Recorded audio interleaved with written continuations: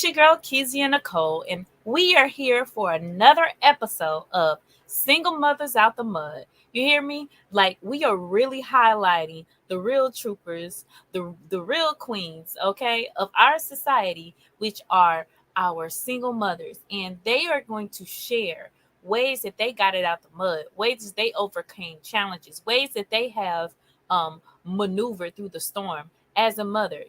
Normally it takes two people in the household at minimum to really be successful in raising a child. Due to life circumstances, that's not always the case. And so we are celebrating our mothers who have, taken the mantle to raise their children by themselves. And today we have a special guest, okay?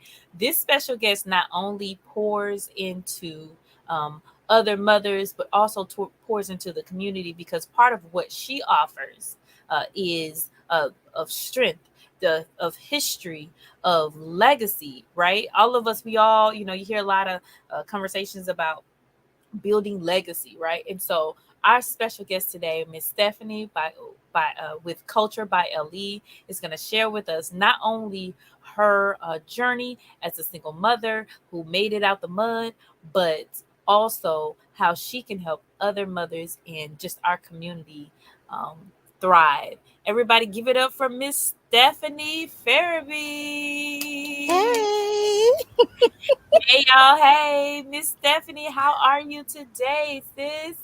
I am doing very well. Just out in the back, chilling, on this marvelous Sunday, and excited to be here talking to you about, just life and triumph, success, the realities of being a single mother. So, yes. Yeah, absolutely. So I just wanted to share with our audience a little bit about Miss Stephanie. Miss Stephanie is a mother, educator, writer, author, activist, entrepreneur, orator, artist, and motivator. And that's just a few words to describe Miss Stephanie Farabee. Her son and daughter are her inspiration for many things, especially the legacy that she is paving to enhance their future. In 2020, Miss Farabee welcomed being self employed for the second time, not the first, but the second. Mm-hmm. Culture by LE is a brand that is dedicated to highlighting the victorious contributions of Native A- ooh, Alkebulan.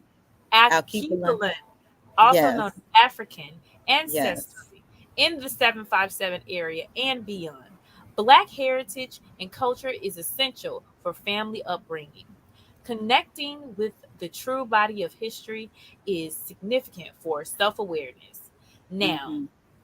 that is super Yes. important because I think a lot of mothers struggle, and not just mothers, not just single mothers, even two-parent homes with youth, you know, raising youth or having challenges to raising youth. And really, it starts with knowing who you are and self-awareness. So I appreciate you, Stephanie, for creating and letting the Most High be able to birth a culture by LE in you. So can you Thank share you. a little bit about, where you are today with Culture by LE? Yes, definitely. August the 30th will be 2 years of Culture by LE, 2 years to the date that I decided to commit to being self employed again. And when Culture by LE happened, I had no idea of what it would be. I just know that, the season of Rona allowed me to grow into a creative space. And, with that being said, I always knew that I would be self employed for the second time. And, as it pertains to Culture by LE, there were whispers that came, there were other confirmations. And when the whispers came, I'm like, okay, I just started hearing culture, culture, culture, and then LE. And, eventually, long story short, I put the two together and I was like, it's a nice ring to that. I like that. Culture by LE. And I began by making, earrings and things of that nature. And, from there, I began to sketch. Now, I'm an artist, but I can't say at this point that my illustrations are, bomb, but they bomb enough to get the concept of what I need to do out. And so I started sketching the concept of the calendar that I did in 2021, which was the first calendar for Culture by LE. dedicated to Virginia natives, which features 13 of our Virginia natives, foundational Black Americans who had made major contributions to the country and the world, such as James Lafayette, Nat Turner, one of my favorite people, Ann Spencer, Booker T. Washington, Dr. Carter G. Woodson, who is the father of Black history, and he is a Virginia native. As I learn about the heritage, the history, the culture, and the legacy of our ancestry here in Virginia, I love to share it because there were things that I knew, and there are a lot of things that I didn't know, and I'm just surprised and I'm fascinated with all of what entails with the heritage here in Virginia. I always wanted to do something for Virginia. And when I first started with Culture by LE, I didn't have anything but a dream and a Facebook page dedicated to Culture by LE. And I said, okay, I'm just going to share what I know. And again, as I continue to grow from learning and, just being filled with, all that the ancestors provide to this day, I'm going to share it. And that's what I've been doing. And that's what I'm going to continue to do. Now, Stephanie, what does LE stand for? LE stands for lavender essence. And a lot of people don't ask that. But, when coming up with the name, I just wanted something with a different type of suave, a feng shui, or whatnot. I just wanted something that would stand out. So, yes, LE stands for lavender essence. Yes, so let me tell y'all something. When she said that she has jewelry, she has amazing jewelry. Do you guys see these earrings? Look at that. Oh my gosh. This is such beautiful. You have to go and get you some of these earrings. And I have some other jewelry that, oh my God, I love the tree of life Yes, the necklace. tree of necklace. I'm sorry, what? Yes, the tree of night life necklace. Yes. Yes, the Tree of Life. Yep. Necklace is absolutely phenomenal. So you guys don't hesitate, okay? Get over to her souvenir shop and shop at Culture by LE because it is really dope. So let's talk about it, right? Because we're here to talk about how you made it out the mud as a single parent. How many children do you have? I have two children. I have a son who's 23, and then I have a daughter who's 15. That's it. I'm done. I Wow. got So set. what how old were you when you had your first when you had your son? Well, I was 15 when my son was conceived, and I was 16 when I had him. He was actually born 7 weeks early, Wow. but he was big. He was 6 pounds even, 19 inches even, and he just wanted that turkey. He was supposed to be born in January 9th to be exact, but he was actually born on November the 22nd. And fortunately, I was able to leave with him the same day that I left from the hospital 2 days later. Wow. So That had yes. see, I was a mom conceived at 15 and had my daughter at 16. So we have that in common. That had to be hard. Like share a little bit about that transition of like going into motherhood, like your thought process, your emotional state of being a mom at such a young age. Well, I mean, it definitely took a toll on me because I can't say, well, I didn't necessarily want to have children at such a young age, but I knew what I was doing. At the same time, it was tough because I was 15, I had just got a job, and I found out I was pregnant, and I was like, oh my goodness, what am I going to do? And so from that point, I knew that I had to do what I had to do to take care of my son. I didn't want the responsibility of raising my child to be placed on my mother or anybody else, and so I just had to buckle down. I was able to work while I was pregnant, and I went back to the job that I had after I gave birth to my son. I think I went back to work maybe about 3 or 4 months after he was born. There were a Mhm. lot of things that, I enjoyed doing, and I put them on the back burner because I had to face my reality. And, life has a funny way of coming full circle because I feel like now I'm able to go back and revisit some of the things that I enjoyed doing. It was instrumental for me to be a part of my children's life, and some of the things that I wanted to do as it pertains to artistry, I definitely set them to the side because I didn't want my son to be a road child. I wanted him to Right. have a normal life, and I Stability. want I Mm-hmm. wanted him to have that stability, and I wanted to be involved with his education and everything else. And so there were definitely challenges. There were sacrifices that were made, even when it came to education, because I actually dropped out of school for a semester, and then I went back and I was able to graduate on time because I had to double up on my course load, and I went to summer school. um, I started college right after high school thinking that I knew what I wanted to do, and that was a process within itself because I ended up changing my major several times, and I'm like, okay, hold up, let me figure out what I want to do and then go back. But Yeah. today, looking forward, he's 23, and Wow. I'm proud of what I instilled in him. I always allowed my children to be their own person. um, I always wanted my children to be individuals. Just because I have an opinion about something or I like a certain thing, it doesn't mean that they have to like it. And so with that being said, yes, I'm in a place right now where I feel like I'm able to go back and recollect and relive and and redo some of the things that I put down and set aside. Absolutely, absolutely, and there's always one of the things um, that makes it challenging is like wanting to make sure that we give our child isn't missing, or our children aren't missing anything because we are a single parent.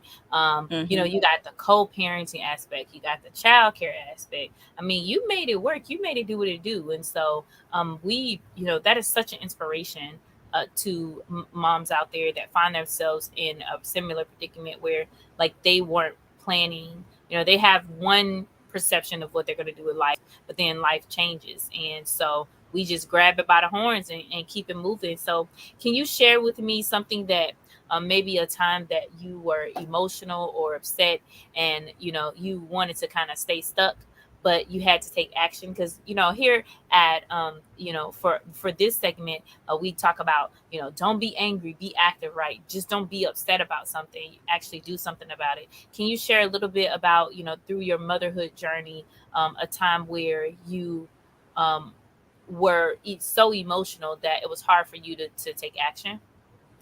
Yeah. Well, looking back, you know, I think the most emotional part was the fight to sustain and provide stability.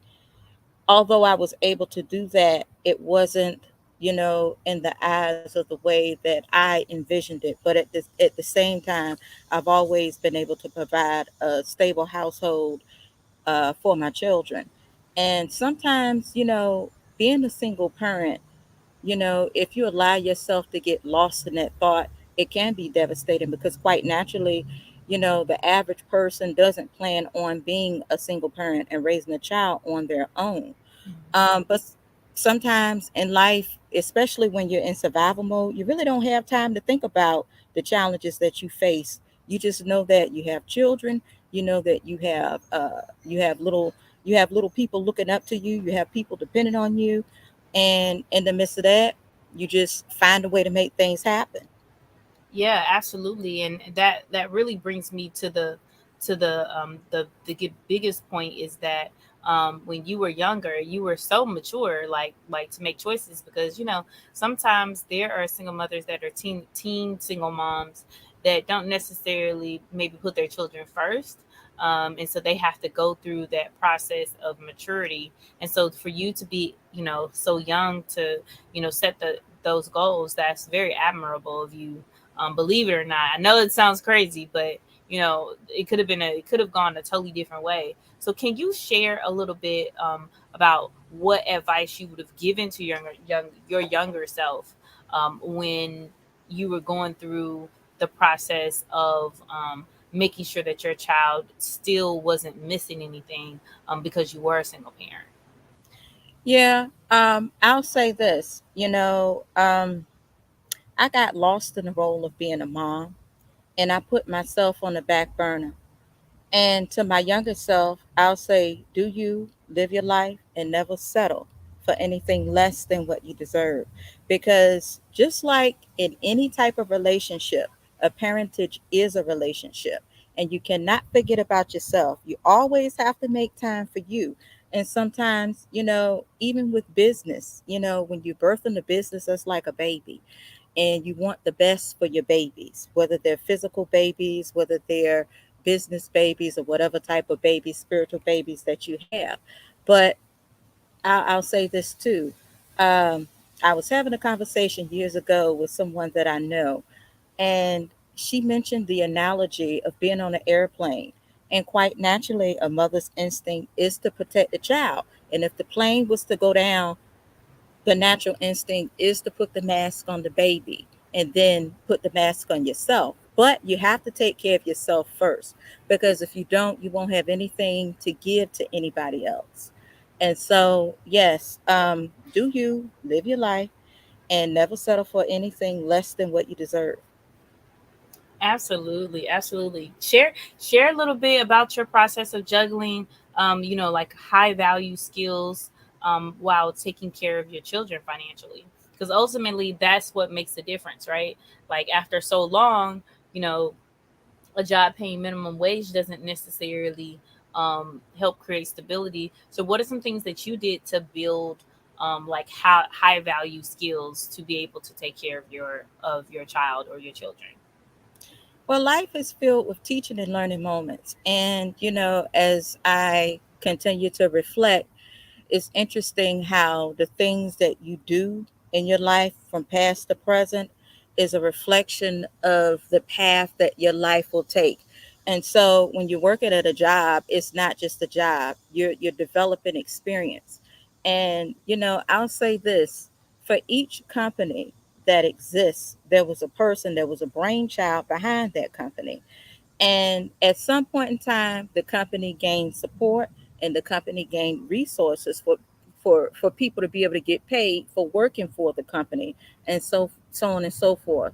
And as far as networking too, networking, I always said that it was not my strength, it was not my forte, but this time around it's getting better, and it's a daily work in progress. But I just look at the skills. Like when I look back at my life path, I was in the field of education for 15 years. And even though Culture by Ali is not something that I had initially planned for my future, it is a part of what I do, and I teach through that. And so my 15 years of, yes, thank you, my 15 years of education serves for me to do what I do now. And so when you take a minimum wage experience, when you take an internship experience, it's not always about the money.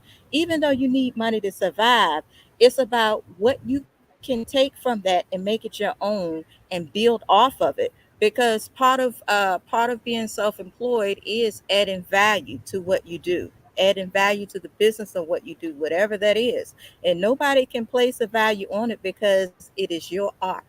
And art is infinitive. Just like when people go to art shows and bid, somebody may see your work, the worth of your work is being $15. Somebody else could see it as being $15,000. And so as we mature in life and as we grow into ourselves, those companies that we work for are stepping stones. And everybody's not, I wouldn't say equipped, but everybody may not have the desire to be an entrepreneur. But Right. for entrepreneurs, it's not for it is not an easy road. It's a lot of Yeah. sleepless nights. It's a lot Yeah. of sweat, blood, tears. It's a Yeah. lot of sacrifice with people. Some of the Yeah, people, I was gonna say you are making a very, very good point with that because like entrepreneurship is a whole nother. That's like having a whole nother child. Speaking mm-hmm, of having children, so you have two children, right? And I'm yes, assuming that they don't have the same father. right, Which sometimes in certain households, like when I was growing up, there was a small, you could kind of you tell the difference depending on like the situations like Christmas and things like that because I had older mhm, brothers and sisters and then I was a younger sibling. We had different yeah, fathers. right, So right. did you see that video that was trending on TikTok about that mom who she put her baby daddy on TikTok showing him bringing McDonald's to the other kids?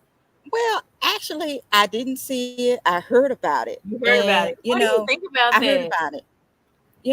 Those are things that happen. Those are realities. And the fact that it was publicized for everybody to see is definitely a conversation piece. And, when things like that are publicized, I believe that, it makes room and time for those issues to be the centerpiece of discussion to correct and rectify the things that happen within families. Because speaking of a single family, I grew up in a single parent household. My mother and my father were together until I was 6, and then after that, they went their separate ways. My dad was always around, but for the most part, I had the opportunity to see that I don't have to settle.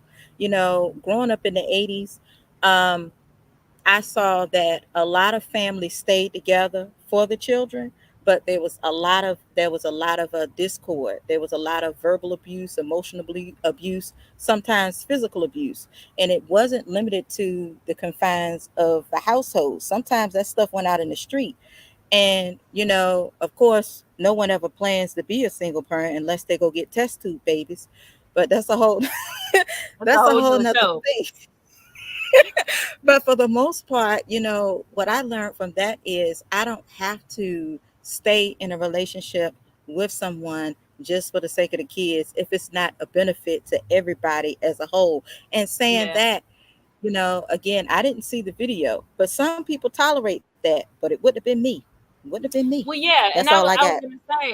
was gonna say, so like on one hand, I was like, that's cool, but he could have just brought his son in a car and say, hey, eat the food, so he wouldn't, be uh in front of the other kids. You see what I'm saying? And it seems like Mhm. this is something that he continuously do. She knew he was gonna do it. That's why she was able to record because it's something he's done more than once. And if the kids, you know, used to get stuff now all of a sudden they don't, like that's a whole thing. Like you said, that's a whole conversation. So let's get Was into he because you say it again. okay? Was the dad that brought the food to the child? Was that the mother's youngest child? Do you know, or? That's a really good question. That's a really good question. I don't know. I know that this part of the story is that they used to be together and they weren't together no more. So, that Yeah. is like a whole thing, right? That's a whole thing, like teaching, having that conversation on what you can expect from a person, like if ever y'all not together, how are they going to treat the other children? Like I'm Yeah. feeling like that was a conversation that should have been had, right? That's a Mhm. conversation that maybe many single moms need to have if they are going to date and be in relationships and co-create I'm sorry, procreate with someone that is not the original father of their first child or their first set of children. So it's definitely Mhm. something to consider. And a lot of it, especially when it comes to single parenthood for the African American community, comes from an ancestral standpoint, which is why I'm so grateful that you have Culture by LE. Can you share with our audience a little bit about Culture LE and how they can connect and anything that you have going on in regards to any specials or your favorite item in your souvenir shop? Yes. What Culture by LE is a product and service based brand. You can visit the website at culturebyle.co. There's lots of content on the website for your reading pleasure as it pertains to our ancestral legacy and heritage, particularly Virginia's Black ancestral legacy and heritage, but not limited to Virginia's Black ancestral legacy and heritage. The souvenir shop. There are lots of unique and eclectic gifts. There are a couple of t shirts that are dedicated to James Lafayette, who, if there was not a James Lafayette, one of our Black ancestors, the United States wouldn't be the free and independent nation that it is today from Great Britain. And you can read up more about James Lafayette on the website. Also, Ellen Bond, aka Mary Bowser. During the Civil War, Richmond was the capital of the Confederacy. And our ancestor Ellen Bond, who she went undercover as, went up in the Confederate White House, and she gathered information. She alluded to the Confederates that she was an illiterate slave, unfortunately, but she gathered the information that she needed. and the information was relayed to the Union Army and other places where it needed to go. And, her work allowed for the Civil War to come to an end. It aided with the Civil War coming to an end. So I have a t shirt dedicated to James Lafayette and Ellen Bond, also a t shirt uh, in commemoration of the 757. Unique and eclectic earrings, jewelry. I have a Kemetic ankh that I'm in the process of updating and releasing and adding to the website. Also, earrings, so on and so forth. A calendar that I do every year, the 2021 Virginia Natives calendar. Thank you. The 2022 Virginia Natives calendar.